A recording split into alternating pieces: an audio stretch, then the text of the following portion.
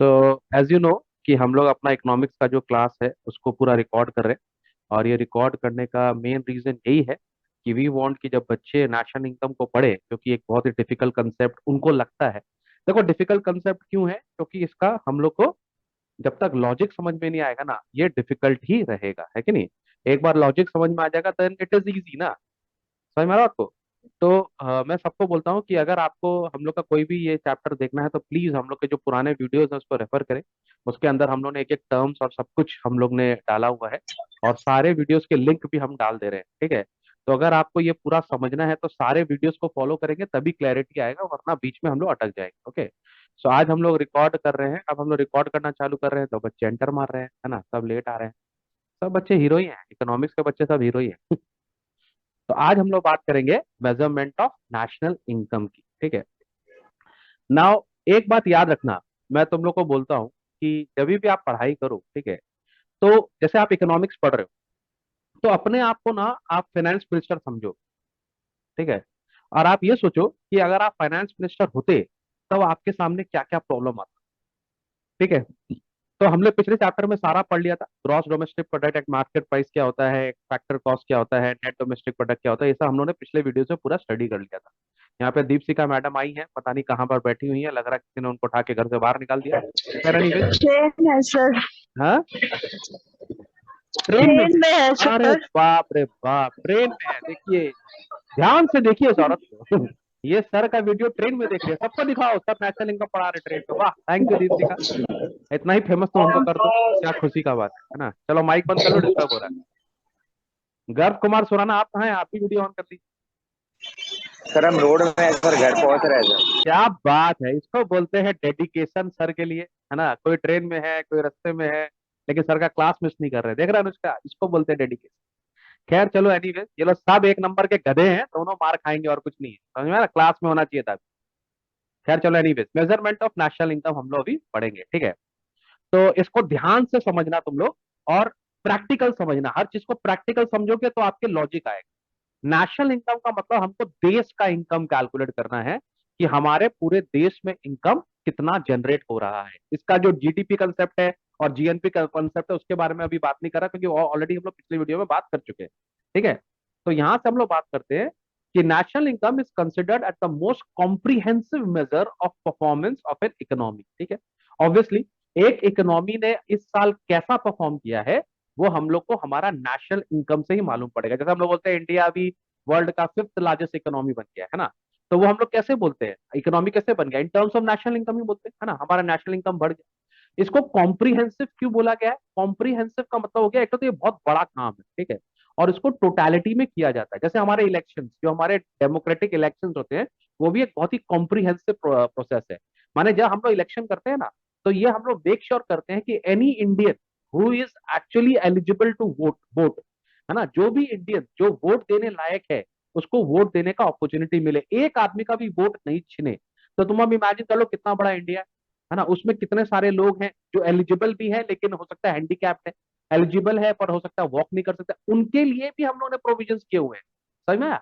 तो it's a most comprehensive measure. Similarly national income निकालने के लिए भी हम हर काम करते हैं, हम कोई भी चीज को छोड़ते नहीं, ठीक है। when the process of production take place then the factor, अब यहां पर ये तुम लोग थोड़ा सा ध्यान से समझना चालू करना, ये दो पॉइंट बहुत इंपॉर्टेंट है। ये दो पॉइंट अगर तुम लोग को समझ में आ जाएगा तो ये चैप्टर थोड़ा सा इजी हो जाएगा 1%, ठीक है। when the process of production take place then factor incomes are paid to the factors of production for their factor service। ये वाला स्टेटमेंट समझ में आ रहा है सबको? क्या बोल रहा है? अगर हम कोई प्रोडक्ट बनाते हैं, ठीक है, सपोज कर लो हमने ये प्रोडक्ट बनाया, ठीक है, हमने एक प्रोडक्ट बनाया। अब इस प्रोडक्ट बनाने के लिए हमारे फैक्टर्स ऑफ प्रोडक्शन क्या होते हैं? Land, labour, capital and entrepreneur, ठीक है, या ऑर्गेनाइजेशन जो भी बोल। तो हम जब ये प्रोडक्ट बनाते हैं तो इन चारों को हम क्या करते हैं? पैसा देते हैं, करेक्ट। लैंड को हम क्या नाम है, यहाँ पे लैंड को हम देते हैं, क्या देते हैं? लैंड को रेंट, लेबर को हम देते हैं वेजेस, कैपिटल को हम इंटरेस्ट, और एंटरप्रेन्योर को प्रॉफिट। तो इस चारों को जब हम ऐड करते हैं तो ये हमारा फैक्टर कॉस्ट आ गया, है ना, है ना। तो ये मेरा फैक्टर कॉस्ट हो गया। तो यहाँ पर क्या बोल रहा है? When the process of production take place, माने जब एक प्रोडक्शन टेक प्लेस करता है, then factor incomes are paid to the factors of production. तो इन सबको इनकम दी जाती है, ठीक है, इन सबको इनकम देते हैं, करेक्ट है। तो अगर हम लोग दिमाग लगा के सोचे, तो अगर हम लोग इन चारों की इनकम को जोड़ देंगे, ठीक है, तब हमारा एक तो क्या नाम है, हमारा एक तो वो आ जाएगा, ग्रॉस जीडीपी आ जाएगा ना, हमारा एक तो जीडीपी एट फैक्टर कॉस्ट, है कि नहीं। यहाँ पर क्या आ जाएगा, हम्म। जीडीपी एट फैक्टर कॉस्ट आ जाएगा हमारा, है कि नहीं। तो हम एक एक जगह पहुंच जाएंगे, माने हम सबके अगर सारे जितने भी हमारे इंडिया में प्रोडक्ट बन रहे हैं, अगर हम उनका फैक्टर कॉस्ट ऐड कर ले, तो हमारा जीडीपी एट फैक्टर कॉस्ट हो जाता है, वो निकल जाता है हमारा, हम एक जगह पहुंच जाएंगे। ओके, नाउ सेकंड में क्या बोल रहा है, फैक्टर्स ऑफ प्रोडक्शन क्या करते हैं, they spend there income on purchase and goods of service by making consumption expenditure. अब मान लो ये फैक्टर, और ये जो फैक्टर्स है ना, ये लोग क्या करते हैं, हम लोग यहाँ पे सेविंग्स की बात नहीं कर रहे, हम लोग यहाँ बात कर रहे हैं ये लोग सारे अपना पैसा का क्या करते हैं, ये लोग अपना पैसा से प्रोडक्ट खरीदते हैं, माने ये लोग अपना पैसा खर्च करते हैं सामान खरीदने के लिए। भैया अल्टीमेटली जीवन में क्या है, जीवन में यही तो है ना, सेटिस्फैक्शन ऑफ ह्यूमन वांट्स, और सेटिस्फैक्शन ऑफ ह्यूमन वांट्स के लिए क्या करना पड़ता है, पैसा खर्च करना पड़ता है। तो ये लोग का जितना इनकम होता है, ये लोग उसका एक्सपेंडिचर भी करते हैं, है ना। इसका मतलब ये हो गया कि अगर हम ये कैलकुलेट कर ले कि हमारे पास टोटल एक्सपेंडिचर कितना है, उससे भी हम बता देंगे हमारा जीडीपी कितना है। क्योंकि जीडीपी कैसे निकला, माने ग्रॉस डोमेस्टिक प्रोडक्ट कैसे निकल रहा है, ये प्रोडक्शन बनने से, है ना, जो सामान बना, है ना। इसको मैं ऐसे तुमको समझाता हूं, सपोज कर लो हमको पता करना है कि अनुष्का के पॉकेट में कितना रुपया है जब अनुष्का स्कूल जाती है। सपोज करो अनुष्का स्कूल गई और अनुष्का के पॉकेट में कितना पैसा है, इसको निकालने का दो तरीका है। एक, तो आप ये पूछ लो कि अनुष्का की मम्मी अनुष्का को कितना पैसा देती है, उससे मालूम पड़ जाएगा कि उसके पॉकेट में कितना पैसा है। करेक्ट। मान लो अनुष्का की यस। मम्मी ने अनुष्का को 100 रुपया दिया, ठीक है, तो इसका मतलब उसके पॉकेट में 100 रुपया है, ठीक है। एक और तरीका है ये पता करने का कि अनुष्का कितना रुपया लाई है स्कूल में। अगर मान लो अनुष्का स्कूल में जितना भी रुपया लाई है, वो उतना रुपया खर्च कर दे रही है ना। मान लो 100 रुपया में से उसने 20 रुपया की कोल्ड ड्रिंक पी ली, ठीक है, 20 रुपया का उसने रिचार्ज करा लिया, ठीक है, कितना हो गया 40, 30 रुपया का खा ली वो, ठीक है, और 30 रुपया और भी कोई माने कुछ उसने यूनिफॉर्म परचेज कर दी, ठीक है। तो अगर एक दिन में अनुष्का ने जितना रुपया खर्च किया है, माने जितना एक्सपेंडिचर किया है, यहाँ पे हम ये मान के चल रहे हैं कि जितना भी पैसा था सारा खर्चा कर दिया उसने, तब भी हमको मालूम पड़ जाए कि अनुष्का का कितना एक्सपेंडिचर हुआ है कि नहीं, यस सर। है ना। तो दो तरीका है यहाँ पे निकालने के लिए। तो यहाँ पर क्या बोल रहा है, पहला चीज क्या बोल रहा है, when the process of production take place the factor incomes are paid to factors of production for their factor service। समझ में आ रहा बात को। It means there is a income flow. Income flow मतलब जब फैक्टर लोग अपना काम करते हैं, जब फैक्टर लोग अपना फैक्टर सर्विस देते हैं, तो उनको इनकम होती है ना, उनको पैसा मिलता है अपना फैक्टर सर्विस देने के लिए, तो उनका इनकम फ्लो है। ठीक है, उन्होंने कुछ दिया, उसके बदले में उनको इनकम मिला, उन्होंने अपना लैंड दिया, लेबर दिया, कैपिटल दिया, ऑर्गेनाइजेशन दिया, जो भी दिया उससे उनको इनकम मिला। तो जितना इनकम मिला अगर उस सबको ऐड कर देंगे, तो हमको मालूम पड़ जाएगा मेरा टोटल प्रोडक्शन कितना है, फैक्टर कॉस्ट, है ना। तो ये हो गया मेरा इनकम मेथड, है ना। दूसरा, हम्म। जितना इनकम उन लोग को मिलता है, अगर हम ये मान ले कि वो सारा इनकम खर्च कर देते हैं, यानी कि 100 रुपया उन्होंने खर्च कर दिया, तो ये भी एक मेथड है, इसको हम बोलते हैं एक्सपेंडिचर मेथड। समझ में आ रहा बात को। तो इनकम मेथड हो गया, एक्सपेंडिचर मेथड हो गया, माने बात को ऐसे, कान को ऐसे पकड़ लो या कान को वैसे पकड़ लो, कि अनुष्का ने कितना कमाया ये पकड़ लो, या अनुष्का ने कितना खर्चा किया ये पकड़ लो। दोनों तरह से मालूम पड़ जाएगा कि कितना एक्चुअली हमारा वहां पे खर्चा हुआ, कितना प्रोडक्शन हुआ है हमारा। समझ में आ रहा बात को? और तीसरा एक यस तो सर। मेथड है वैल्यू एडेड मेथड, ठीक है। वैल्यू एडेड मेथड को अभी हम लोग को ध्यान से पढ़ना पड़ेगा, क्योंकि हम लोग फर्स्ट वाला टॉपिक वैल्यू एडेड मेथड ही पढ़ेंगे, ठीक है। तो उन्होंने जीएसटी पढ़ा है क्लास 10 में, किसी ने जीएसटी का सम्स किया है 10 में, आईएससी के बच्चे लोग तो किए होंगे, क्या है जीएसटी का सम। Yes sir. हाँ। पहले जीएसटी को हम लोग वैट बोलते थे, वैल्यू यस एडेड, सर। है ना, पहले हम लोग उसको वैट बोलते थे ना, वैल्यू एडेड टैक्स। हम्म। ठीक है, तो GST actually value added tax ही होता है, ठीक है। तो हम लोग इसको वहीं से पढ़ने वाले हैं, ठीक है। तो यहां पर हम देखेंगे हमारे पास तीन मेथड है नेशनल इनकम कैलकुलेट करने के। अब तुम लोग थोड़ा इकोनॉमिक्स की तरह 2 मिनट शांति से ये सोचो कि हमको ये पता लगाना है कि हमारे देश में इस साल कितना नेशनल इनकम आया है, ठीक है। तो हम लोग का एक्चुअल में नेशनल इनकम लोग कैसे कैलकुलेट करते हैं, net national product at factor cost, वही हमारा नेशनल इनकम होता है, ठीक है। तो हमको वहां पहुंचना है, ठीक है। तो हमको इसको करने के तीन तरीके, एक इनकम मेथड, समझ में आ गया बात, इनकम मेथड माने जितना फैक्टर ऑफ प्रोडक्शन ने कमाया, ठीक है। एक एक्सपेंडिचर मेथड, कि जितना फैक्टर्स ऑफ प्रोडक्शन ने खर्चा किया, दो मेथड हो गए। और एक तीसरा मेथड है वैल्यू एडेड मेथड। एक बात याद रखना, ये तीनों मेथड से हमारा नेशनल इनकम सेम ही आना चाहिए, क्या समझे बात को? अगर हम वैल्यू एडेड मेथड से निकाले या इनकम मेथड से निकाले या एक्सपेंडिचर मेथड से निकाले, तीनों मेथड में वैल्यू सेम आना चाहिए, है ना।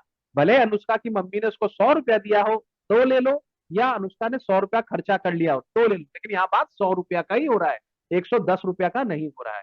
ऐसा नहीं हो रहा है कि इनकम मेथड में हमारा आंसर अलग आएगा, एक्सपेंडिचर मेथड में अलग आएगा, वैल्यू एडेड मेथड अलग आएगा, नहीं। इंडिया का नेशनल इनकम तीनों मेथड में सेम ही आएगा। अंडरस्टूड? कोई प्रॉब्लम यहां तक किसी को? No sir. ठीक है। तुम लोग इस चीज को ना इनॉर्मिटी और टास्क सोचना। कभी कभी अंतर क्या होता है, जब मैं कोई चीज पढ़ता हूँ या कोई मैं समझाता हूँ तो मैं सोचता हूँ बच्चे ये सोचे कि ये प्रैक्टिकल लाइफ में कितना डिफिकल्ट होगा, इस चीज को सोचो, है ना। माने बोलना ही तो आसान है कि आप निकाल लो भैया टोटल कितना फैक्टर ऑफ प्रोडक्शन को पेमेंट किया है, निकाल लो। तुमको लगता है ये निकालना आसान होगा? इंडिया में इतना सारा इंडस्ट्री है, हर इंडस्ट्री में फैक्टर्स ऑफ प्रोडक्शन लगता है, हर जगह फैक्टर्स ऑफ प्रोडक्शन लगता है। अरे भैया कैसे कैलकुलेट करेंगे, सोच के डर लग जाएगा आपको। आपको अगर मैं ये बोलूं ना कि आपकी बिल्डिंग में कितने घर है, उनका कितना इनकम है, वो निकालो एक्सपेंडिचर मेथड से, तो नानी याद आ जाएगा। तुमको क्या पता लगेगा कि हर घर वाला कितना रुपया कहाँ खर्च कर रहा है कि नहीं? तो गवर्नमेंट लेकिन आजकल जानता है, आजकल सब डिजिटल पेमेंट होता है ना, तो आजकल कोई टैक्स तो भर नहीं रहा, तो सरकार बहुत चालू है। डिजिटल पेमेंट से प्रॉब्लम क्या है, सरकार का सारा रिकॉर्ड रहता है, ठीक है। अब एक आदमी बोल रहा है यार मेरी इनकम ही नहीं है, मैं टैक्स दे ही नहीं सकता, इनकम ही नहीं है, टैक्स दे ही नहीं सकता। फिर वो आदमी एक तो गाड़ी खरीद लेता है, ठीक है। अब गाड़ी खरीदा, उसने चेक से पेमेंट किया है, किसी से पेमेंट किया, तो सरकार को तो मालूम पड़ेगा, अरे बेटा एक्सपेंडिचर किए हो तो कमाए ना, हो गया तभी ना एक्सपेंडिचर किए हो, बिना कमाए तो एक्सपेंडिचर नहीं हो सकता है। सोच के देखो। है कि नहीं? अच्छा, सबसे अच्छा बात है इलेक्ट्रिसिटी बिल, है ना। इलेक्ट्रिसिटी बिल से बहुत कुछ मालूम पड़ जाता है, तुमको पता है। जैसे मान लो एक आदमी रियल में गरीब है ना, तो उसके घर में जैसे अगर उसको रियली फाइनेंशियल, गरीब नहीं बोलना चाहिए, उसका रियल में फाइनेंशियल प्रॉब्लम है, ठीक है, तो उसके घर में एसी नहीं होगा ना, है ना, तो उसका इलेक्ट्रिसिटी बिल कम ही आएगा। अगर सपोज कर लो किसी का इलेक्ट्रिसिटी बिल 500 रुपया 700 रुपया आ रहा है, तो आप स्ट्रेट अवे सोच सकते हो कि ये आदमी ठीक है, फाइनेंशियल प्रॉब्लम है, ऐसा हो सकता है ये टैक्स पेयर नहीं हो, ठीक है। लेकिन एक आदमी है जो 15,000 17,000 20,000 रुपए इलेक्ट्रिसिटी का बिल पेमेंट कर रहा है, ठीक है, उसका इलेक्ट्रिसिटी बिल का अगर आप महीना महीना कैलकुलेशन करेंगे तो आपको मालूम पड़ जाएगा कि जो आदमी 15,000 17,000 20,000 का इलेक्ट्रिसिटी बिल पे कर रहा है, उसको तो टैक्स पेयर होना ही चाहिए, उसका तो इनकम होगा ही ना भाई, नहीं होगा क्या? सोच के देखो, है ना। तो यहां पर हम एक्सपेंडिचर मेथड से ये पता लगा सकते हैं कि ये आदमी एक्चुअल में इसके पास कितना पैसा है ना। अब या तो वो चोरी करके कर रहा है, और या फिर उसके पास रियल में इनकम छुपा रहा है। समझ में आ रहा बात को? तो मेरा बात तुम्हें समझ रहा, मेरा कहने का मतलब क्या है, बहुत सारे तरीके होते हैं जिससे आप कैलकुलेट कर सकते हैं, ठीक है। तो we have three methods to measure national income because production, income and the expenditures are three different phase of circular flow of income, ठीक है। तो हम देख सकते हैं कि देश में कितना प्रोडक्शन हुआ है, उससे हम निकाल सकते हैं मेरा नेशनल इनकम कितना है। देश में फैक्टर इनकम ने कितना रुपया कमाया है, उससे हम पता लगा सकते हैं मेरा इनकम कितना है। देश में फैक्टर इनकम या जितने हाउस होल्ड है या सब लोग ने मिला के कितना एक्सपेंडिचर किया है, उससे हम पता लगा सकते हैं हमारा नेशनल इनकम क्या है। तो ये तीन तरीके से हम नेशनल इनकम कैलकुलेट कर सकते हैं, ठीक है। इसमें ये जो नेक्स्ट पॉइंट है ये बहुत इंपॉर्टेंट है, इसको आप लोग ध्यान से सुने। It must be noted that all three methods give the same value of national income. Okay, तीनों में नेशनल इनकम का वैल्यू सेम आना चाहिए, ठीक है, because they are used to measure the same physical output at three different phase. In India the task of estimating national income is interested with national statistical office, NSO का काम है ये, ठीक है। तो हम लोग को समझने वाली बात क्या है, तीनों का मेथड सेम होना चाहिए, ठीक है। देखो अगर तुम आदमी का हाइट सेंटीमीटर में नापो, है ना, या मिलीमीटर में नापो, या फुट में नापो, जैसे भी नापो, है ना, उसका हाइट तो सेम ही आना चाहिए ना भाई, कि अलग अलग आना चाहिए? सेम ही आएगा ना। तो वैसे ही तीनों मेथड का आंसर सेम आना चाहिए, ठीक है। तो हम लोग सबसे पहले पकड़ रहे हैं वैल्यू एडेड एडेड मेथड। लेकिन ये वैल्यू एडेड मेथड से पहले मैं तुम लोग को कुछ दिखाना चाहता हूँ। इसके अंदर एक एक्सप्लेनेशन है, थोड़ा नीचे दिया हुआ है, पता नहीं क्यों, उसको इन लोगों को पहले देना चाहिए था, ठीक है, इन लोग ये ना यहाँ पर नीचे दे दिया, तो मैं उल्टा चलूंगा, मैं तुम लोग को थोड़ा नीचे से समझाऊंगा, ठीक है। यहां से हम लोग पढ़ते हैं, ठीक है, इस कंसेप्ट को हम समझते हैं। अच्छा एक बात मान के चलो, कोई भी चीज जो क्रिएट होता है, जब वो कोई भी चीज क्रिएट होता है तो स्टार्टिंग तो जीरो से ही होता होगा ना, कोई भी क्रिएट होता है कोई चीज को, है ना। फॉर एग्जाम्पल जब हम एग्रीकल्चरल, अगर हम खेती कर रहे हैं, ठीक है, तो अभी तो मेरे पास गेहूं है नहीं, है ना, तो जब हम गेहूं उगाएंगे, है ना, तो गेहूं स्टार्ट तो जीरो से ही होगा ना, अभी तो कुछ है नहीं, उसके ऊपर लगाएंगे सब कुछ करेंगे, लैंड लगाएंगे, लेबर लगाएंगे, कैपिटल लगाएंगे, तो जब गेहूं आएगा तो पहले तो वो जीरो था ना। अगर हम सपोज कर लो खेत पे कुछ नहीं कर रहे, ठीक है, तो उसका वैल्यू क्या है, जीरो है ना। जब हम उसके ऊपर लैंड लेबर कैपिटल ऑर्गेनाइजेशन लगाएंगे, जब हम सब कुछ लगाएंगे, तब वो वहां से गेहूं निकलेगा, है कि नहीं। तो तुमको नहीं लगता वो जो गेहूं निकलेगा स्टार्टिंग में, ठीक है, तो इसका मतलब हम वहां से उसके अंदर एक तो वैल्यू ऐड कर रहे हैं, है ना। जो खेत जीरो था, हमने उसके अंदर एक वैल्यू ऐड कर दिया, नहीं क्या। समझ में आ रहा बात सबको मैं क्या बोल रहा हूँ, है ना। Yes, sir. फॉर एग्जाम्पल हमको लकड़ी का सोफा बनाना है, हमको बेड बनाना है ना, तो हमको लकड़ी काटना है, लेकिन पहले तो लकड़ी पेड़ में ही है ना। तो जब लकड़ी पेड़ में है तो उसका वैल्यू एक तरह से तो जीरो ही है ना। एक आदमी उसको काटेगा, उसको फिर उसको मैंने उसको एक शेप में लाएगा, फिर वो तब जब वो शेप में आएगा और जब वो यूजेबल फॉर्म में आएगा तभी तो उसका वैल्यू आ जाएगा, कि कितना रुपया लगा काटने में, कितना रुपया लगा। जब तक हम उसको यूजेबल फॉर्म में नहीं लाएंगे उसका वैल्यू जीरो ही है ना। तो अब यहाँ पर देखो ये लोग क्या बोल रहा है कि सपोज कर लो एक फार्मर है जिसने 50 किलो वीट उगाया, ठीक है, and sells it for 500 to miller, ठीक है। तो अगर ये किसान वीट नहीं उगाता तो उसका वैल्यू जीरो ही होता, हाँ. है ना। अब इसने इसके अंदर में लैंड लगा लिया, लेबर लगा लिया, कैपिटल लगा लिया, एंटरप्रेन्योर लगा लिया, ठीक है। माने इसके अंदर इसने लैंड का रेंट भी जोड़ दिया, लेबर का वेजेस भी जोड़ लिया, इंटरेस्ट भी जोड़ लिया और प्रॉफिट भी जोड़ लिया। उसके बाद जोड़ के इसने बिलर को 500 रुपया में ये चीज बेची है। तो इसका मतलब इसने इस गेहूं में कितना वैल्यू ऐड किया, 500 रुपया का वैल्यू ऐड किया, Yes, sir. ठीक है। तो पहला स्टेज में इसका वैल्यू क्या हो गया, 500 रुपया वैल्यू ऐड हो गया, करेक्ट। ठीक है, कोई प्रॉब्लम, गर्भ, रणवीर। No sir. ओके। अब इस गेहूं का करना क्या है, ठीक है। ये गेहूं को एक मिलर ने खरीद लिया, मिलर मतलब जो मिल चलाता है, उसने इस गेहूं को खरीद लिया। उसका काम क्या है, वो इसको आटा बनाएगा, इसको वो आटा बनाएगा, ठीक है। तो आटा बनाने के लिए वो मशीन लगाया बेचारे ने, है ना। उसने एक तो मिल लगाई है, मिल में भी उसने लैंड लगाया है, लेबर लगाया है, कैपिटल लगाया, ऑर्गेनाइजेशन लगाया, तो हमारा बात को।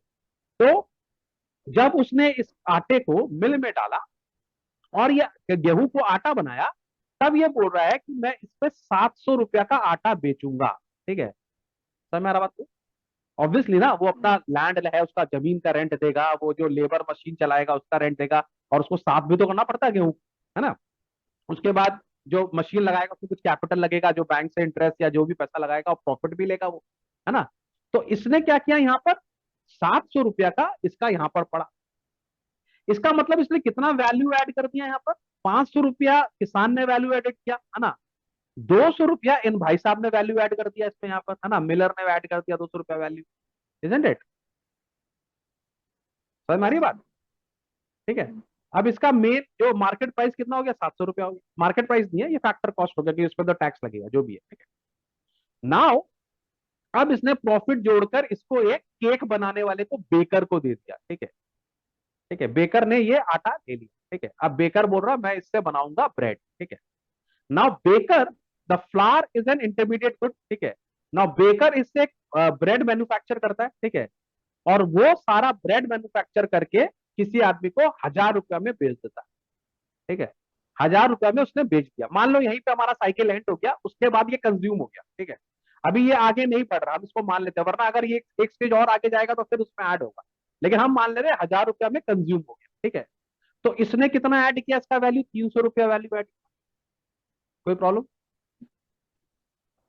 ठीक है। No, sir. अब देखो इसके अंदर हम चाहें तो दो तरह से इसका वैल्यू आंक सकते हैं, है ना, कि इसमें वैल्यू कितना ऐड हुआ है। सबसे पहले फार्मर ने 500 ऐड किया, करेक्ट। उसके बाद मिलर ने 200 ऐड किया, उसके बाद बेकर ने 300 ऐड किया, ठीक है। तो इसका वैल्यू एडेड कितना हो गया, 1000 रुपया, ठीक है, करेक्ट। Sir, 3000 लिख दिए. और हम 3000 लिखते, तुम 3000 देख रही है, 1000 नहीं देख रही। सर का गलती पकड़ने में लगी हुई है कि सर ने गलत लिख दिया, है ना। ये नहीं देख रही कि सर ने 1000 लिखा है, पागल है। चलो एनीवेज, हो जाता है यार, प्रोफेसर हम कुछ और सोच रहे हैं, लिख रहे हैं कुछ और, ठीक है। एनीवेज, तो अगर हम सबका वैल्यू ऐड कर देंगे तो ये प्रोडक्ट का वैल्यू आ जाएगा 1000। और दूसरा तरीका देख लो कि जिस आदमी ने ये फाइनली खरीदा है उसका टोटल एक्सपेंडिचर कितना है, 1000। तो अगर हम एक्सपेंडिचर मेथड से देखेंगे तब भी 1000 रुपया होगा, और अगर हम वैल्यू एडेड मेथड से देखेंगे तब भी 1000 रुपया होगा, है कि नहीं? Yes sir. समझ में आ रहा लॉजिक? लेकिन Yes. कुछ बहुत बड़े होशियार लोग क्या करते हैं, वो लोग इसमें क्या करते हैं, बोलते हैं ये फार्मर ने लिया 500 रुपया, ये यहाँ पर क्या नाम है मिलर ने लिया 700 रुपया, और यहाँ पर इस भाई साहब ने लिया 1000 रुपया, तो हमारा नेशनल इनकम होना चाहिए 2200 रुपया। क्या ये लॉजिक सही है? क्योंकि इन भाई साहब ने जब 700 ऐड किया तो इसमें ये 500 भी ऐड कर दिया इन्होंने, 500 प्लस 200, है ना? इंटरमीडिएट गुड की तरह नहीं हाँ ऐड होता है। हाँ, यहाँ पर वो इंटरमीडिएट गुड की तरह उसको जो वो तो कंज्यूम हो गया, वो तो अंदर चला गया, उसको तो बार बार नहीं ऐड करना ना, इसके अंदर तो वो इंक्लूडेड ही है, तो हम उसको दोबारा इंक्लूड नहीं करेंगे। लेकिन कोई होशियार लोग होते हैं ना, अगर वो उसको दोबारा ऐड करता है तो वो बेवकूफी ना हुआ, समझ मेरा बात को?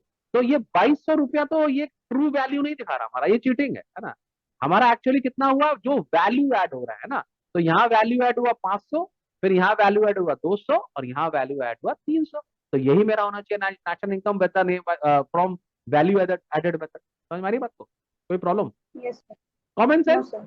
है ना? दिमाग अगर लगाएंगे तो हो जाएगा, है ना?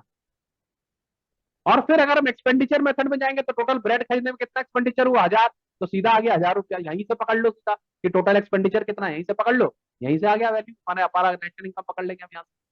समझ हमारी बात? Yes sir. तो ये इसका जिस्ट था। अब इसको समझाने के लिए हम लोग फिर पीछे चलते हैं, जहां पर ये एक एक लाइन को समझाएगा, ठीक है? लेकिन इन लोग को ये एग्जाम्पल पहले देते तो बच्चों को इतना प्रॉब्लम नहीं होता मेरे हिसाब से, ठीक है? लेकिन इन्होंने क्या किया, पहले एक एक टर्म समझा रहे हैं, फिर ये लोग समझा रहे हैं, लेकिन अब आपको ये समझ में इजी आ जाएगा, ठीक है? अब मैं जब समझाऊंगा तो तुम लोग को इजीली समझ में आ जाएगा कि क्या बोलना चाहता हूँ, ठीक है रणवीर? समझ में आ रही है? चलो, yes. This method is used to measure national income in different phases of production in the circular flow. It shows the contribution या value added of each producing unit। समझ में आ रहा बात को? माने हर प्रोड्यूसिंग यूनिट कितना वैल्यू ऐड कर रहा है ना? समझ में आ रही बात को? Yes sir. Yes sir. ठीक है। So every individual enterprise adds certain value to the product which it purchased from some other firm as intermediate goods।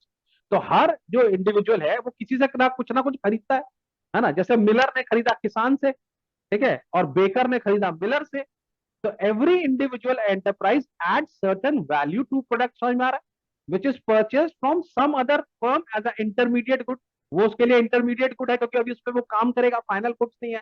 Final good तभी होगा जब वो उसको कंज्यूम करेगा, लेकिन अभी उस पर काम करना है ना? गेहूं लेकर उसने आटा बनाना है, आटा लेकर उसने ब्रेड बनाना है, ठीक है? अगर केक वाला होगा तो फिर वो उसका इंटरमीडिएट गुड हो जाएगा, लेकिन हमने मान लिया कि आटा मैंने ब्रेड हमने खा लिया तो वो हमारा फाइनल प्रोडक्ट हो गया। समझ में आ गया?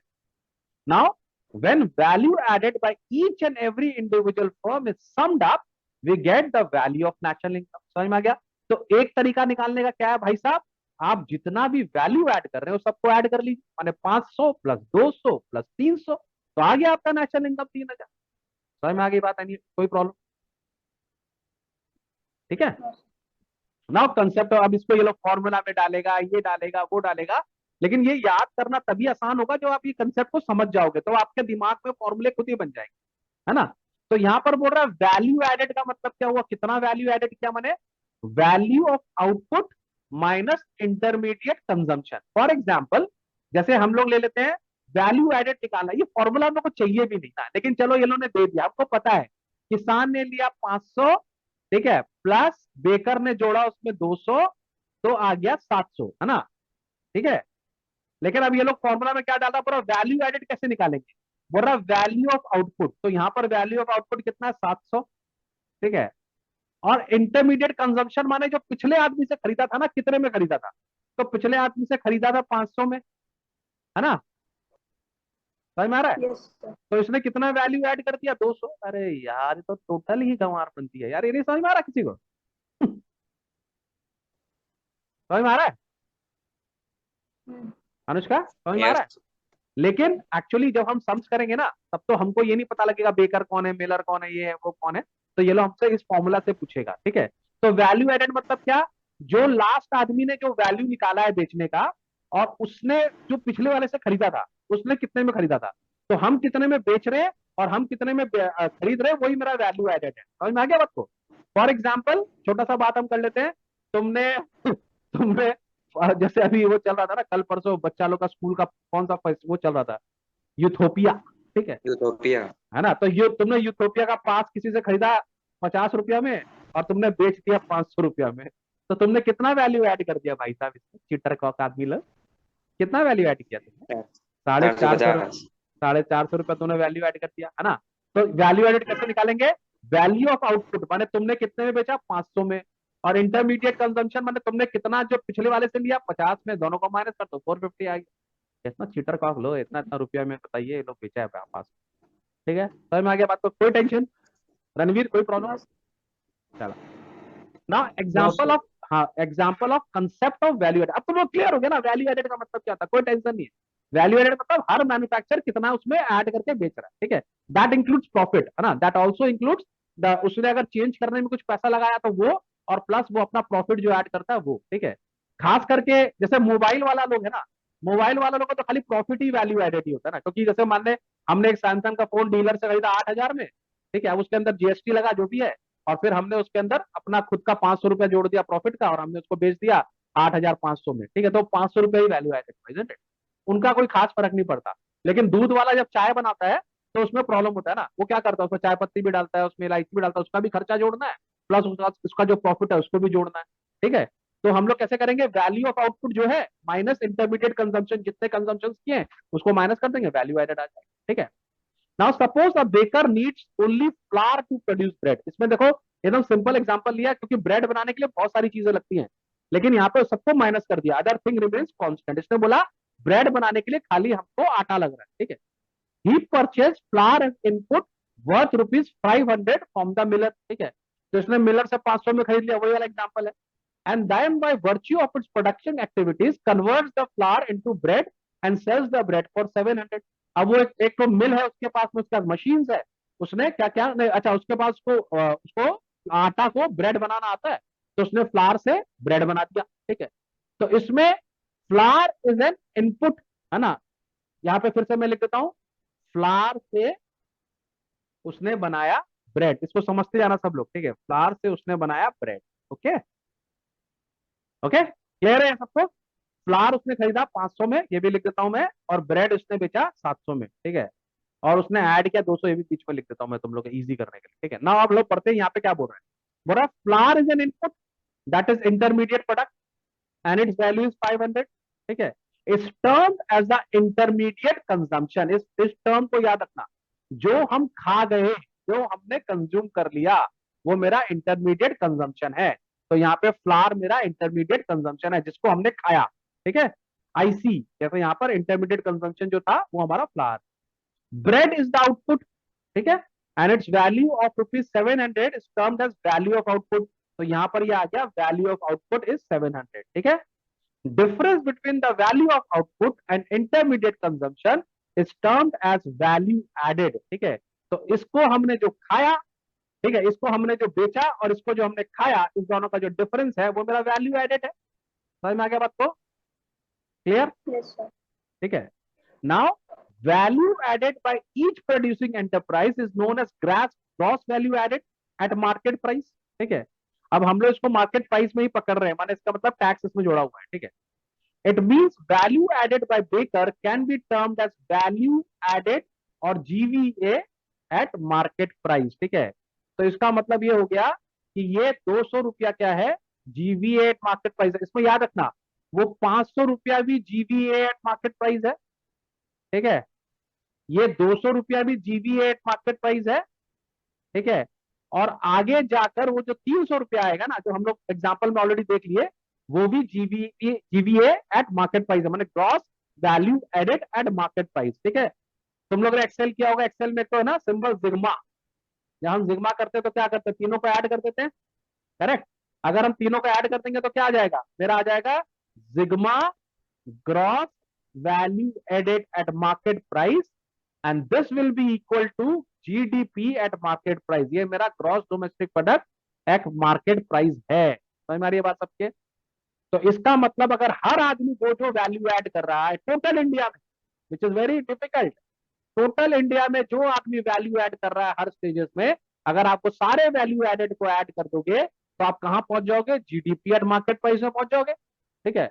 अरे इसके बाद तो सम्स करना हमको आता है ना, मैंने सिखाया तुमको अनुष्का, दो टायर में डिवाइड कर देंगे हम लोग, है ना। ये मैं एक बार फिर से रिवीजन करा देता हूँ तुम लोग को। यहाँ पर आने के बाद हमारा, ये तुम लोग बहुत है, तुम लोग, हम एक तो वीडियो में ऐड करने वाला हूँ, सब लोग देखना, ठीक है। हम लोग कहाँ से शुरू होते हैं, जब हम लोग कैलकुलेशन करते हैं, एग्रीगेट करते हैं जीडीपी, हम लोग दो दो वो बनाते हैं, दो टायर सिस्टम ना, जीडीपी सब लोग हम स्टार्ट करते हैं एट मार्केट प्राइस, ठीक है। फिर हम लोग का क्या आता है, जीडीपी एट फैक्टर कॉस्ट, है ना। फिर हम लोग का क्या आता है third, NDP at market price, है ना। और फोर्थ क्या आता है यहाँ पे हमारा, एनडीपी एट फैक्टर कॉस्ट। ये हो गया वन टायर, एक टायर, ठीक है।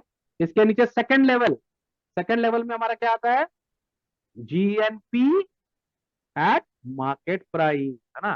फिर क्या आता है हमारा यहाँ पर, जीएनपी एट फैक्टर कॉस्ट, है ना।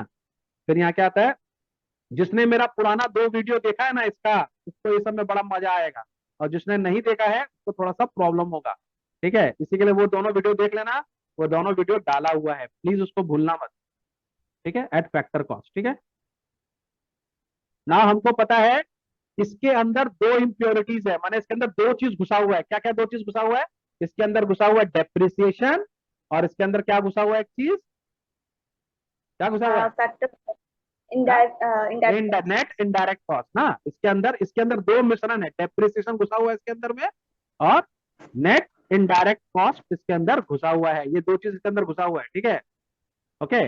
और सेकंड लेवल में इसके अंदर एक तो क्या घुसा हुआ है, कोई बता सकता है, net factor income from abroad घुसा रहता है ना इसके अंदर, net factor income from abroad. इस लेवल में ये घुस जाता है, ठीक है। ये अभी जो जिसने पुराना वीडियो देखेगा बहुत अच्छे से समझ जाएगा।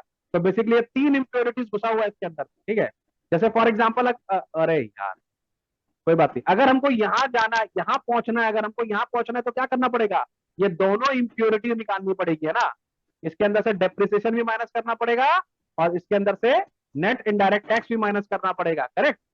और अगर हम यहाँ पर हैं तो हमको इसके अंदर से क्या करना पड़ेगा, हम सेकंड लेवल पे आ गए हैं तो हमको इसके अंदर से डेप्रिसिएशन भी माइनस करना पड़ेगा, हमको इनडायरेक्ट टैक्स भी माइनस करना पड़ेगा, और हमको net factor income from abroad भी माइनस करना पड़ेगा। तो हम यहाँ पर आ जाएंगे विच इज हमारा नेशनल इनकम, है ना। लेकिन अभी हम कहाँ पर हैं, अभी हमको जब हम सब वैल्यू ऐड कर देंगे तो हम कहाँ पर आ जाएंगे, हम आ जाएंगे यहाँ, ये आ गए हम यहाँ, ठीक है। कहां पर आ गए, gross domestic product at market price. अगर मैं तुम लोग को दिखा दूं तो हम आ जाएंगे बेसिकली यहाँ, ये जगह पर हम आ गए, ठीक है। अब जब हम यहाँ पर पहुंच गए इसके बाद तो कोई टेंशन ही नहीं है, हमको बोलेगा अगर बताइए gross domestic product at factor cost निकालिए, फैक्टर कॉस्ट बोलेगा तो इसमें से नेट इनडायरेक्ट टैक्स माइनस कर देंगे, है ना। अगर हमको बोलेगा net domestic product market price निकालिए तो कोई बात नहीं है, हम सिर्फ डेप्रिसिएशन माइनस करेंगे। अगर हमको बोलेगा net domestic product at factor cost निकालिए तो दोनों माइनस कर देंगे, डेप्रिसिएशन भी माइनस कर देंगे, और क्या नाम है, नेट इनडायरेक्ट टैक्स भी माइनस कर देंगे। तो यहाँ तो शुद्ध होकर हम आ गए, सेफ आ गए। तो GVA एट एमपी माने क्या हो गया, gross value added at market price is equal to GDP at market price. समझ में आ रही है बात, घर तुमको समझ में आ रहा है, तुम पिछला क्लास तो किए नहीं थे, यस लेकिन तुम तो थोड़े स्मार्ट हो, तुम तो पढ़ के आए हो, है ना। रणवीर तुमको शायद नहीं समझ में आ रहा होगा, है ना। रणवीर को लग रहा है सर आप ये क्या बोल रहे हैं सर, ये सब तो हम कभी सुने ही नहीं थे सर, ऐसा भी होता है क्या सर, है ना सर, हाँ सर। तो सर पिछला दो वीडियो देख लेना सर, आज ही हम आपको डाल देंगे फिर से, और तुम लोग को ग्रुप में भी डाल देंगे, ठीक है। नहीं समझ में आएगा तो फिर एक्सप्लेन करेंगे, यही तो फायदा है सर से पढ़ने का। सर से पढ़ने का फायदा ये है कि हमको तुम लोग के चेहरे से, तुम लोग की आंखों से, तुम लोग के दिमाग से मालूम पड़ जाता है कि तुम्हारे दिमाग में क्या चल रहा है। और जब तक मैं तुम लोग को पूरा समझा नहीं दूंगा, मैं तुम लोग का पीछा, तेरा पीछा ना ना छोड़ूंगा तो भेज दे चाहे जेल में, है कि नहीं, इतना मारूंगा जेल भेज दो मेरे को। नाउ हम लोग बात करेंगे intermediate consumption and final consumption. तो इंटरमीडिएट कंजम्पशन कहाँ देखा था हमने, यहाँ देखा था। इंटरमीडिएट कंजम्पशन का मतलब जो पिछला हम खा गए, है ना, करेक्ट, है ना। चलो घर जरा रीड यस करो, सर बोलते बोलते मैं थक गया, इसको रीड करो। Intermediate consumption refers to the expenditure incurred by a production unit on purchasing those goods and services from other production units which are meant for resale resale और or for for using up completely, that is further production during the same year. It is in the given example, expenditure of flour is intermediate consumption. तो हमारा बात है intermediate expand consumption क्या होता है, जो हम अगला स्टेज पे जाने के लिए जिसको हम खा जाते हैं, ठीक है, जो incurred by the production unit on purchase of those goods and services from other production unit, माने वो गुड, जैसे फॉर एग्जांपल मैं तुमको बता दे रहा हूं, यहां पर हमने ब्रेड वाले ने मिलर से फ्लावर लिया, ठीक है, ब्रेड वाले ने मिलर से फ्लावर लिया, वो फ्लावर का क्या करने वाला है, उसको खाने वाला, माने उसको उसको उससे वो ब्रेड बनाएगा ना, तो ब्रेड के अंदर में इसका ये जो फ्लावर है ये कंज्यूम हो जाएगा, ये खा जाएगा पूरा इसको, है ना, ये इसको यहाँ बेच नहीं रहा है, इसको अपने प्रोडक्शन में यूज कर रहा है, तो ये इसका ट्रांसफॉर्म कर रहे इंटरमीडिएट कंजम्पशन है। क्या बोल रहा है, ट्रांसफॉर्म कर रहे हैं फ्लावर को ट्रांसफॉर्म कर रहा है, वेरी गुड सर, किसी को तो घर में पसंद है, वो उसका कैरेक्टर ही ट्रांसफॉर्म कर दे रहा है, अब वो आटा नहीं बचेगा, अब वो बन जाएगा ब्रेड, समझ में आ रहा बात को, ठीक है। In the given example expenditure on flower is an intermediate consumption, clear हो गया Anushka? Yes, sir. Now, final consumption refers to the expenditure and goods and services meant for final consumption and investment. In the given example, expenditure on bread is the final consumption. अब यहाँ bread next level पे नहीं जा रहा है ना, bread हम खा जाएंगे, माने अपने consumption में ले लेंगे, अब हम इससे कुछ नया नहीं बना रहे हैं, ठीक है, तो हम इसको बोलेंगे ये मेरा फाइनल कंजम्पशन हो गया, समझ में आ गया, जो हमने यूज कर लिया अब हम उसको रीसेल नहीं करेंगे, तो वो मेरा फाइनल कंजम्पशन हो गया, क्लियर हो गया सबके? Yes, sir.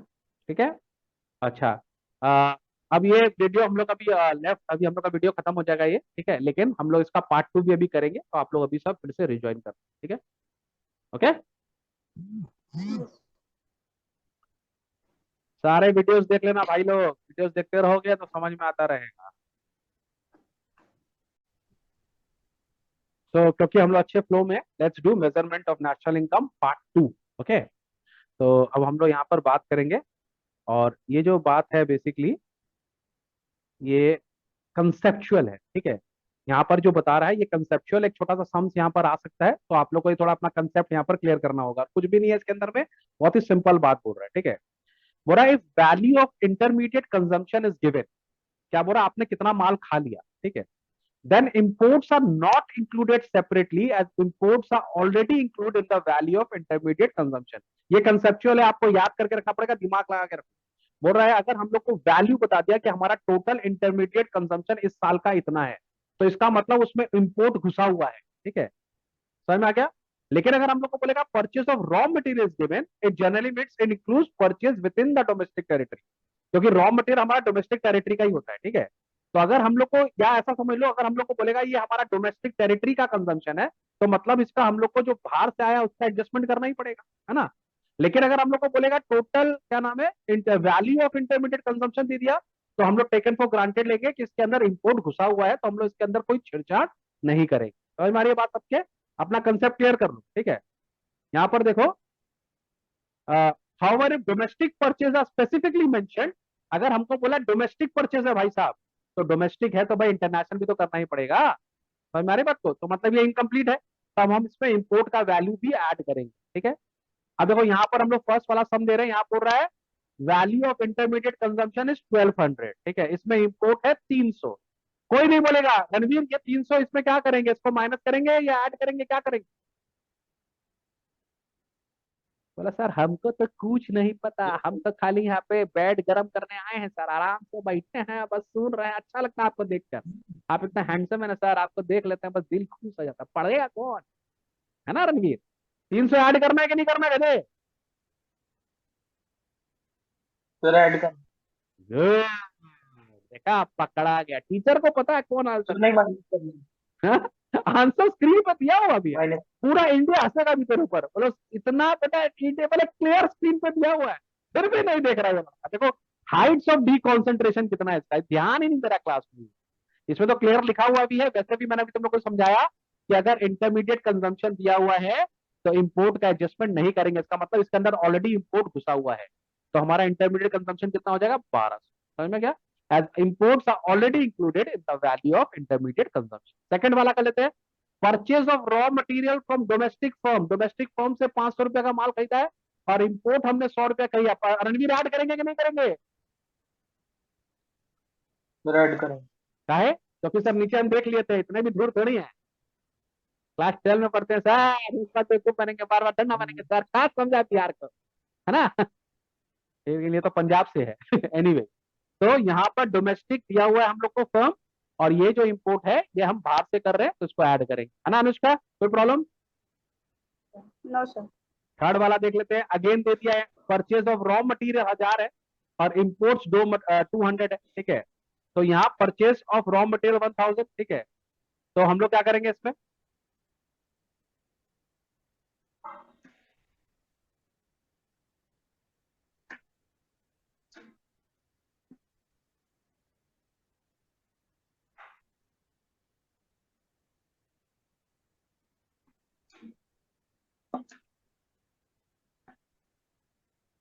क्या मतलब हुआ यहाँ पे? थोड़ा सा कंफ्यूज कर दिया, यहाँ पे हम लोग को डोमेस्टिक फर्म नहीं लिखा हुआ है ना, यहाँ हमको क्या बोल रहा है, परचेज ऑफ रॉ मटेरियल है यहाँ पे, ठीक है, 1000 और इंपोर्ट्स 200, ठीक है? तो यहाँ पर भी imports are not included as total purchase of raw material is given, ठीक है? यहाँ पर हम लोग को क्लेरिफाई नहीं किया है कि यहाँ पर रॉ मटेरियल हमने यहाँ इंडिया से लिया है या हमने बाहर से किया, क्योंकि हम क्लियर नहीं है, तो अभी अजम्पशन लेके चल रहे हैं कि ये total purchase of raw material, यहाँ पे अजम्पशन क्या है, total purchase of raw material, इसी के लिए हम इसको 1000 रुपया यहाँ पे लिए हैं। इस केस में देखो क्या बोल रहा है, यहाँ पे परचेज ऑफ रॉ मटेरियल 700 है, लेकिन इंपोर्ट 1500 रुपया है, बेसिकली इंपोर्ट जो है बहुत ज्यादा है, ठीक है? तो हम लोग यहाँ पे अजम्पशन क्या लेंगे, क्योंकि इंपोर्ट इतना ज्यादा करना पड़ रहा है, इसका मतलब बाहर से हम मंगाए हैं, बहुत सारा मंगाए हैं बाहर से, तो इसका मतलब इंडिया में कम मिल रहा है। ये पेट्रोल का एग्जाम्पल है ना, ये बेसिकली एग्जाम्पल पेट्रोल का है, पेट्रोल इंडिया में भी बनता है, लेकिन हम बहुत ज्यादा मात्रा का पेट्रोल बाहर से इंपोर्ट करते हैं, ठीक है? इसी के लिए हम यहाँ पे अजम्पशन लिए कि दोनों को हम सेपरेटली ऐड करेंगे, ठीक है? ठीक है, इसी के लिए हम यहाँ पे दोनों में अजम्पशन लिया हुआ है। यहाँ पर इंपोर्ट हम बहुत थोड़ा कर रहे हैं यहाँ पर, ठीक है, 200 का इंपोर्ट है, यहाँ परचेज ऑफ रॉ मटेरियल बहुत है, ज्यादा है, तो हम ये मान के चल रहे हैं कि ये हमारा ऑलरेडी क्या नाम है इसमें इंक्लूडेड होगा, क्योंकि हमने बहुत सारा चीज इंडिया से ही लेते हैं, बाहर वाला हम इसको मान के चल रहे हैं, लेकिन क्योंकि यहाँ इंपोर्ट बहुत सारा बाहर से कर रहे हैं, तो हम ये मान के चलते हैं कि हमने ये दोनों अलग अलग हम ले रहे हैं, तो थोड़ा सा दिमाग इसमें लगाना पड़ेगा, कोई खास बात इसमें है नहीं, ठीक है? चलो यहाँ हम लोग बात कर लेते हैं value of output. Now value of output का मतलब क्या होता है, क्या दाम में हम माल बेच रहे हैं, है ना? तो इसके अंदर बहुत सारा असम्पशन से आपको ध्यान देना पड़ेगा, ठीक है? देखो इंडिया इज एग्रीकल्चरल कंट्री, है ना, ये हम लोग मान के चलेंगे, तो कॉमन सेंस की बात, इंडिया इज एग्रीकल्चरल कंट्री। हमारा किसान पहले क्या सोचता है कि पहले घर के लिए उगाओ फिर बाहर बेचेंगे, है ना? और एक जमाने में तो हम लोग खेती करते ही इसी के लिए थे, क्योंकि हमको अपने घर का आलू उगाना है, घर का दाल उगाना है। मैं बहुत सारा ना, मेरा आदत है, जब भी मैं कभी हमारे इंडिया के कलकत्ता की येलो टैक्सी है ना उसमें बैठता हूँ, खास करके आजकल, तो मैं टैक्सी वालों से बड़ा बात करता हूँ, ठीक है? तो मैं उनसे पूछता क्या चाचा टैक्सी काहे चलाई हो, घर में तो इतना खेत वेत रखे हैं, काहे टैक्सी चला रहे हैं? तुमको पता है ये लोग, दीज पीपल जो टैक्सी चला रहे हैं ना, बहुत पैसे वाला भाई साहब, इन लोगों को तो ऑर्डनरी आदमी मत समझना, घर में लोग एकड़ एकड़ खेत है ना? तो अभी थोड़ा दिन पहले ही एक टैक्सी वाला का पूरा आते आते ऑडिट कर दिया, उसने मेरे को बोला, अरे सर हमारे पास तो इतना खेत है, हमारे घर में तो इतना आलू होता है, इतना दाल होता है, इतना ये होता है, इतना वो होता है, हमने तो आपके घर में तो कुछ परचेज करने की जरूरत ही नहीं पड़ता। बोला हाँ थोड़ा बहुत धनिया वनिया नींबू वो सब भी हम उगा लेते हैं। तो ये सारा तो घर में उगा लेता अपना भाई साहब, घर में इसके गाय है, घर में इसके भैंस है, दूध भी ये घर में ले लेता भाई साहब, ठीक है? घर इसके पिताजी का ही है, रेंट ये देता नहीं भाई साहब, ठीक है? ऊपर से ये लोग आम का पेड़ उगा लेता है, सब 4-5 तो आम का पेड़ उगा लेता है, जानता है आम का पेड़ का बहुत सेल है ना? एक एक आम का पेड़ 20-20 हजार 25-25 हजार में बेच देता है लोग, माने आम का जो पूरा आम होता है ना, लोग पेड़ बेच देता है कि इस साल जितना भी आम लगेगा हम 25 हजार में दे देंगे। तो इन लोग का बहुत इनकम है भाई, मजाक नहीं है, ये सब इंडिया में बहुत है। तो मैं तुम लोग को ये क्यों बोल रहा हूँ, क्योंकि इंडिया में जो खेती होता है ना, सपोज कर लो अगर एक खेत में एक आदमी ने प्रोडक्शन किया, ठीक है, उसका मान लो अगर वो अपने घर के लिए कितना रखेगा बताओ, तो कॉमन सेंस के हिसाब से मेरे ख्याल से 1/4 की ज्यादा ही हो जाएगा, चलो 1/4 ले लेते हैं, मान लो 1/4 वो अपने घर के लिए रखा, ठीक है, और बाकी 3/4 जो है उसने बाजार में बेच दिया, कोई बात नहीं है। लेकिन ये जो प्रोडक्शन है क्या इंडिया में हुआ कि नहीं हुआ भाई साहब? हाँ, ये जो प्रोडक्शन हो रहा है ये इंडिया में हो रहा है कि नहीं हो रहा है? हो रहा हो है। रहा है। तो हम लोग को अपना जीडीपी पे ऐड नहीं करना चाहिए? करना करना चाहिए। चाहिए। है ना, वरना तो हमारा करना चाहिए। जीडीपी बहुत कम हो जाएगा भाई, क्योंकि कितना लोग तो खुद ही खा जा रहा है कि नहीं। समझ में आ रहा बात? इसको मैं ऐसे समझा सकता हूँ, देखो इसको मैं ऐसे समझा सकता हूँ, मान लो मेरा एक मेरा मेरा एक बिल्डिंग है, ठीक है, मेरा एक बिल्डिंग है, उसके अंदर में मान लो मेरे 10 फ्लैट, ठीक है, मैंने 10 फ्लैट बनाए एक बिल्डिंग, ठीक है, और मैंने सारे फ्लैट रेंट पे चढ़ा दिए, ठीक है, ओके, सारे फ्लैट जो है मैंने रेंट पे चढ़ा दिए, ठीक है, मैंने 9 चढ़ा दिए, एक में मैं रहता हूँ, ठीक है, एक में मैं खुद रहता हूँ, और बाकी सबका मैं रेंट लगा दिया, ठीक है। अब ये बाकी सबका जो मैंने रेंट लगाया है, तो ये तो नेशनल इनकम में आएगा, हाँ। और ये जो एक में मैं रह रहा हूँ इसका भी तो भाई रेंट होना चाहिए कि नहीं होना हम्म। Implicit sir. चाहिए? हाँ, इम्प्लिसिट, वेरी गुड। तो इसका नेशनल इनकम में जोड़ना चाहिए कि नहीं जोड़ना चाहिए? हम्म। जोड़ना चाहिए ना, Don't know. समझ में आ रहा है आपको? तो ये सब भी ऐड करना पड़ता है। तो यहाँ पर क्या बोल रहा है, value of output, value of output refers to market value of goods and services produce during the period of 1 year. चलो कोई बात नहीं है, ठीक है।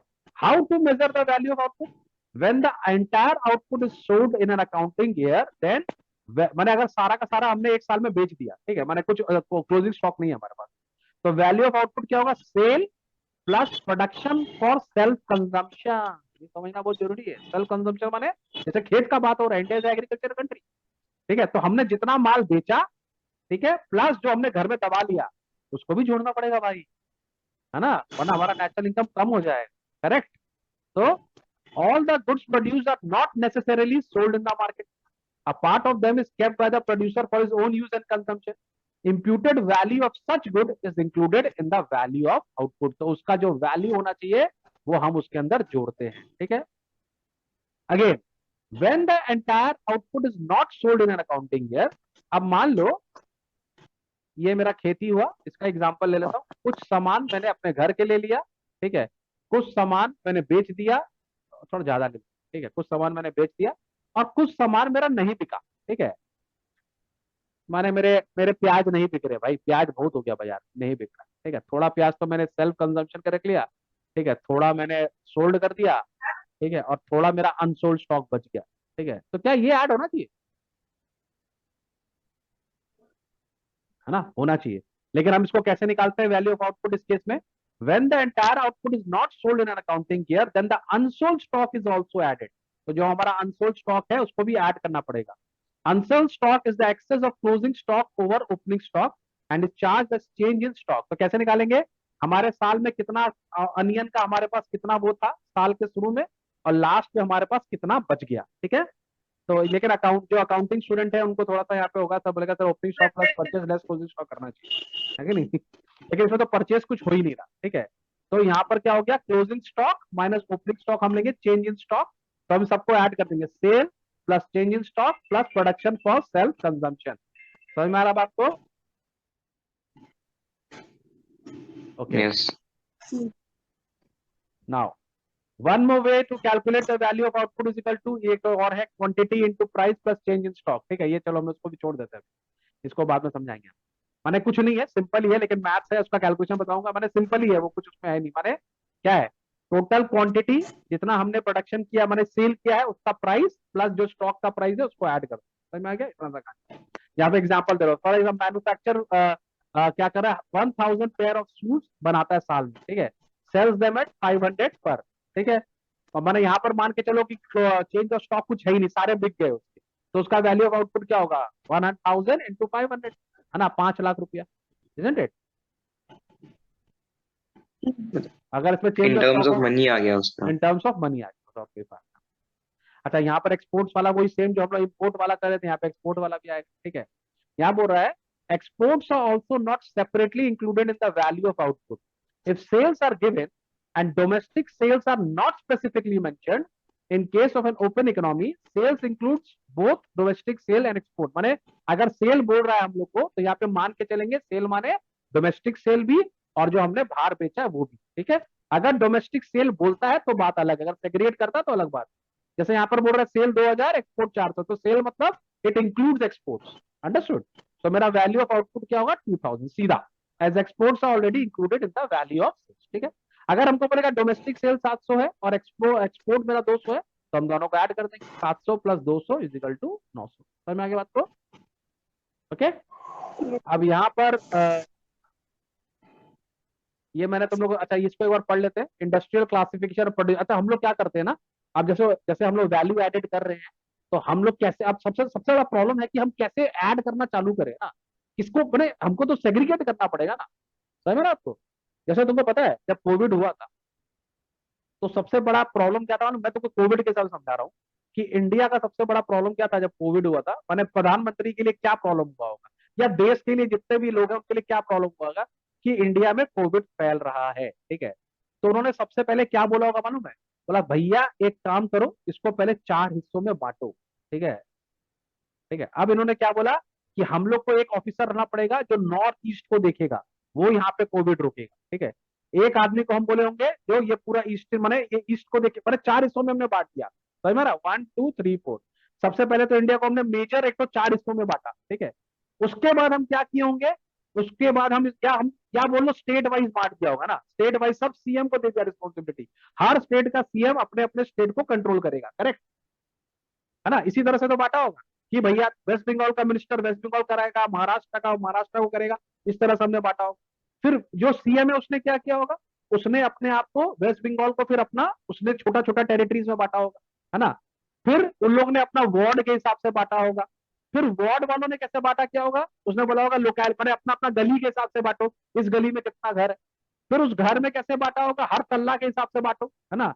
हर तल्ला में नहीं होना चाहिए, हर फ्लोर पे नहीं होना चाहिए। फिर हर फ्लोर के बाद एक एक फ्लैट आया हो। तो कहने का मतलब ये है कि अगर आप उसको अलग अलग ब्लॉक्स में नहीं करोगे, ठीक है, तो हम लोग, अब ये घर बोल रहा बाप रे इतना बड़ा काम था, हमको तो पता ही नहीं। सोचने वाला बात है ना। एक फ्लैट में भी अगर Yes. कोविड होता है तो वो पूरा का पूरा वार्ड और पूरा का पूरा डिस्ट्रिक्ट और पूरा का पूरा सिटी और पूरा का पूरा स्टेट और पूरा का पूरा इंडिया पे असर करता है उसका। तो it is not an easy task, it's a mammoth task. सोच के देखो, है कि नहीं? तो कोई भी चीज को कैलकुलेट करना खाली बातों में नहीं होती है और हंसी की। तुमको मालूम है, मैं तो कभी कभी ये सोच के थक जाता हूँ कि जो इंडियन रेलवे है वो रात को अपना हिसाब कैसे मिलाता होगा। सोच के देखो, है ना? उन लोग का हिसाब मिलता कैसे भैया, इतना सारा प्लेटफॉर्म टिकट्स, इतना सारा रेल मैंने जो डेस्टिनेशन का टिकट। ठीक है, फिर उसके अंदर बहुत सारे लोग जो मैंने बिना टिकट ट्रैवल करते हैं उनको पकड़ो, पेनल्टी लगाओ, फिर लगेज का गुड्स, है ना? तो ये लोग हिसाब करता कैसे होगा भाई?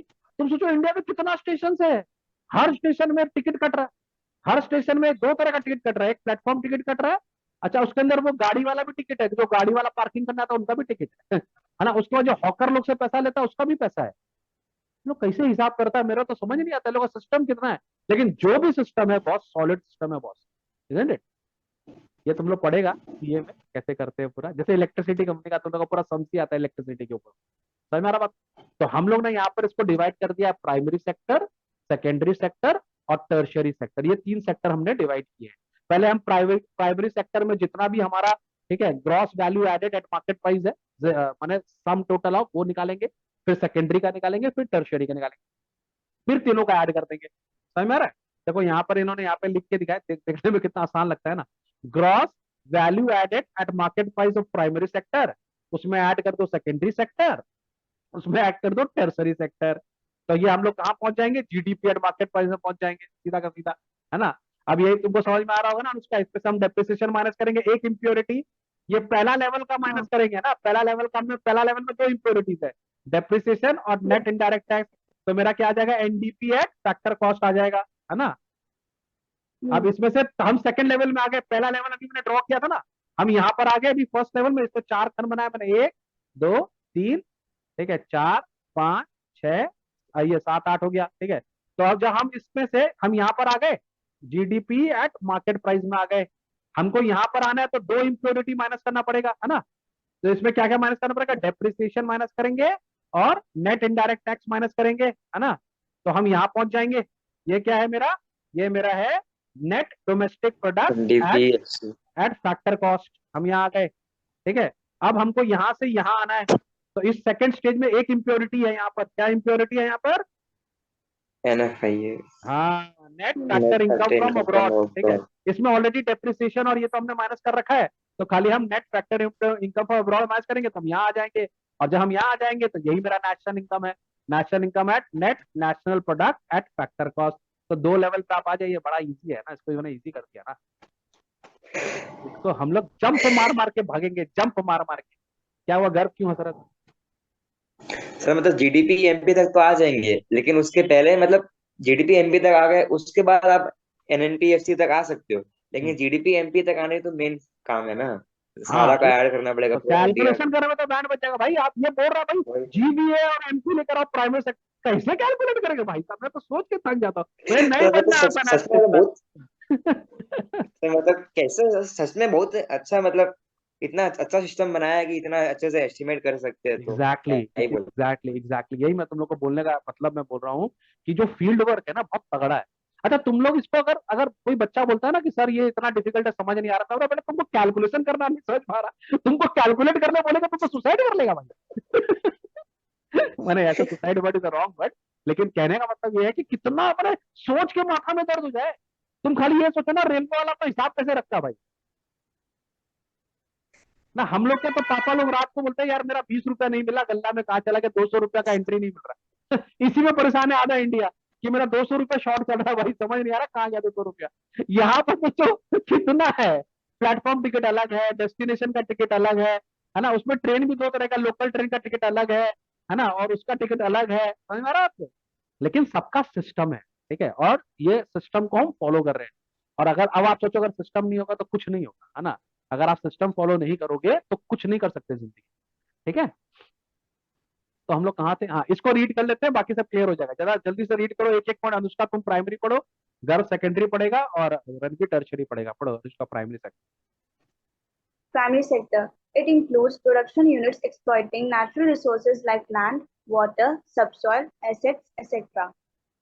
For example, farming, fishing, mining, animal husbandry, forestry, etc. It is primary as it is the source of basic raw materials for the secondary sector. तो सबसे पहले इन्होंने क्या किया यहाँ पर, ये सारा प्राइमरी में वो है जो इनके लिए रॉ मटेरियल बनाता है, ठीक है, जो इंटरमीडिएट कंजम्पशन होगा इनके, ठीक है। तो पहले इनको जोड़ दो, उसके बाद हम सेकेंडरी में आ जाएंगे। गर्व रीड करो सेकेंडरी को।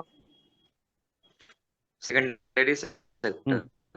It includes production units which are engaged in transforming one good into another good. Such an activity is called manufacturing activity. These units convert raw materials into finished goods. For example, firms engaged in converting sugarcane into sugar, construction companies, power generation, etc. It is called secondary because it depends on primary sector for raw materials. Obviously, तो primary sector का हमें raw material provide करना, ठीक है। जैसे यहाँ पर इन्होंने क्या प्रोवाइड किया था, हम लोगों ने देखा था वीट ना, वीट प्रोवाइड किया था, ठीक है। फिर वीट से फ्लावर बना था, ठीक है। फिर फ्लावर से ब्रेड बना था, ठीक है। तो वीट हमारा सबसे पहले प्राइमरी सेक्टर है, ठीक है। फिर सेकेंडरी सेक्टर जब हम इसको कन्वर्ट किए इनटू फ्लावर, ठीक है। चलो टर्शरी सेक्टर रीड कर लो रणबीर।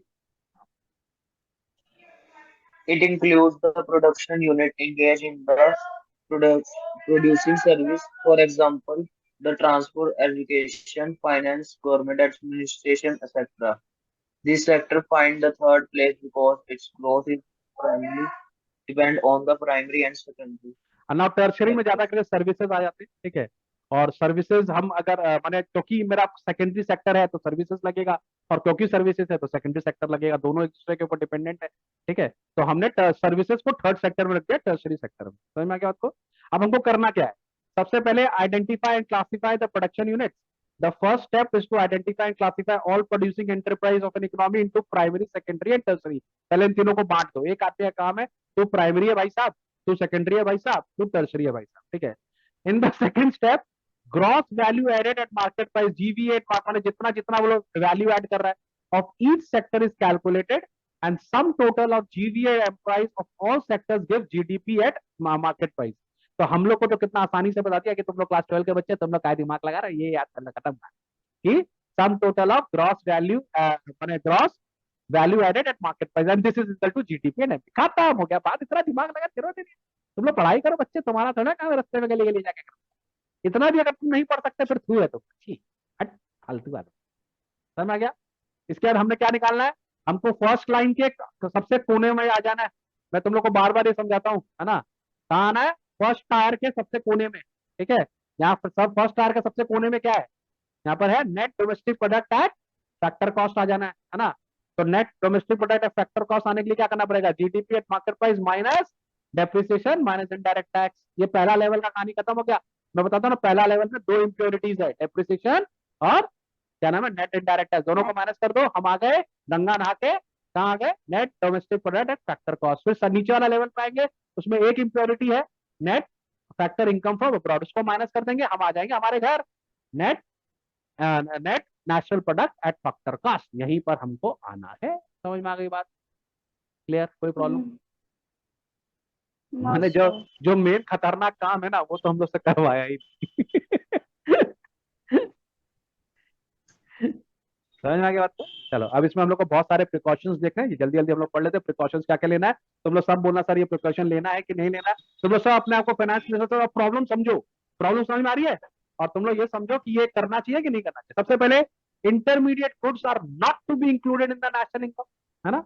क्यों नहीं इंक्लूड करेंगे? उससे हमारा वैल्यू बहुत ज्यादा बढ़ जाएगा, डबल ट्रिपल वैल्यू हो जाएगा। ठीक है, since goods are already included in the value of final goods, if they are included again it will lead to double counting. For example, Ranveer बोलेगा नहीं नहीं सर, पहले 500 जोड़िए, फिर 700 जोड़िए, फिर 1200 जोड़िए सर, तो मेरा नेशनल इनकम होगा 2200। करेक्ट? ये कहाँ पहुंच गए हम? तो मेरा इनकम होगा 2200, है ना रणवीर? यही करेंगे ना? सर नहीं। नहीं, बोलता था मारते बेटा को पकड़ के। ठीक है, चलो सेकंड प्रिकॉशन क्या लेना है, sale and purchase of second hand goods is not included, है ना? सेकंड हैंड नहीं लेंगे, वो तो एक बार ले चुके हैं, है ना? मैंने आज गाड़ी खरीदी, ठीक है, मैंने आज गाड़ी खरीदी तो मैंने उसको ऑलरेडी काम कर लिया, अब 4 साल बाद मैंने उसको रीसेल किया, तो उसको दोबारा लेंगे? ऐसे तो पाकिस्तान का जीडीपी वर्ल्ड का सबसे नंबर 1 हो जाएगा, बोलो तो सब सेकंड हैंड खरीद खरीद कर बेच रहा है। ठीक है, तो sale and purchase of second hand goods is not included as they are included in the year in which they are produced and do not add to the current flow of goods and services. Okay, चलो, लेकिन उसका commission add करते हैं, याद रखना, है ना? क्योंकि जो कमीशन, वो तो जो याद रखना बहुत ट्रिक वाला बात है। कमीशन तो हमने इस साल कमाया ना सेकंड हैंड को बेच के भी, तो कमीशन और ब्रोकरेज ऑन सेल और purchase of goods will be included in the national income at it is a productive service tertiary में आ जाएगा, है ना? बहुत सारे जो ब्रोकर हैं जो फ्लैट बिकवा रहे हैं भाई, उनका तो इनकम देना ही पड़ेगा। अरे हम एक तो सीरियल अभी वो देख रहे थे, सीरीज, उसमें ना अमेरिका में क्या नाम है, सबसे जो कॉस्टली जगह है, उसका ब्रोकर लोग का इनकम कितना भाई साहब, कितना कितना बिलियन डॉलर्स का फ्लैट बेचता है वो लोग, और उसका कमीशन इतना तगड़ा है। अरे ब्रोकर मर्सिडीज में घूम रहा है भाई, तो उसका तो इनकम पकड़ना पड़ेगा, उसका कमीशन लेना पड़ेगा भाई साहब, ऐसा क्या मजाक? ठीक है, now production and service for self consumption, अभी हम लोगों ने बोला डोमेस्टिक सर्विसेज नहीं लेते। ठीक है, domestic service like service of the house wife, जानता है अगर हमारे इंडिया की हाउस वाइफ का सर्विस भी हम लोग जोड़ने लगे ना, इंडिया आज के डेट में वर्ल्ड का सबसे नंबर 1 इकोनॉमी बन जाएगा। कि नहीं? लेकिन मम्मी, ये बहुत गलत बात है, मम्मी लोग का काम हम लोग, मैंने जो हाउस वाइफ है उन लोग को हम लोग थोड़ा बेइज्जती कर देते हैं। बिना हाउस वाइफ तो इंडिया का तरक्की में बहुत बड़ा हाथ है हम लोग की मम्मी लोग का, इजंट इट? अगर मम्मी नहीं हो ना तो हमारे बच्चे पढ़े नहीं ना। तो लगता है हमारे इंडिया का बच्चा लोग क्या करता है, घर में घुसता, बैग फेंकता, मम्मी भूख लगा है ना? और मम्मी बेचारी रेडी है, ले बेटा ये, फिर बच्चा हमको अच्छा नहीं लगा, नहीं खाएंगे।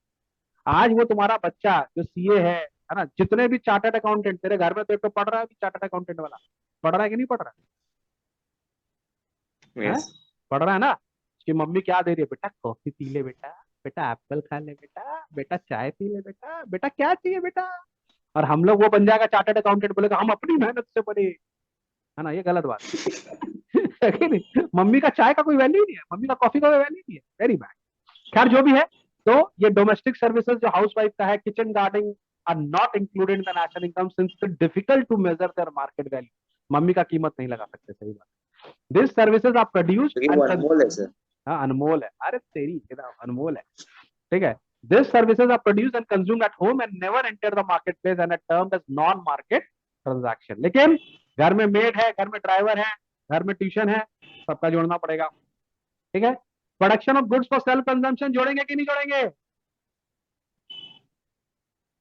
जोड़ेंगे। जोड़ेंगे, वरना हमारा आता इंडिया इज एग्रीकल्चरल कंट्री, उसका 1/4 तो लोग घर पे रख लेता बेटा। ठीक है, in the national income as they contribute to the current output, their values to be estimated or imputed as they are not sold in the market। लेकिन इसका वैल्यू निकालना पड़ेगा। imputed value of owner occupied house should be included। Correct? मैंने अभी example दिया, अगर मेरा एक बिल्डिंग में 10 फ्लैट है, एक फ्लैट में मैं रहता हूँ, मान लो मुंबई में हुआ जुहू में घर, सलमान खान के ऊपर मेरा घर है, उसमें मैं रह रहा हूँ, नीचे सलमान खान रहता है, भाड़ा तो जोड़ना पड़ेगा भाई, बहुत लंबा भाड़ा है कि नहीं? So people who live in their own house do not pay any rent, but they enjoy house services similar to those people who stay in rented house. Therefore, value of such housing service is estimated according to the market rent of similar accommodation. Such an estimated rent is known as imputed rent. इसको हम लोग को add करना पड़ेगा. Obviously, change in stock of goods inventory will be included. जो माल नहीं बिका उसको भी जोड़ना पड़ेगा, बना तो इस साल था. Net increase in the stock of the inventories will be included in national income as it is a part of capital formation. ठीक है? Sale of purchase of share, bond and debentures will not be included as such transaction do not contribute the current flow of goods and service.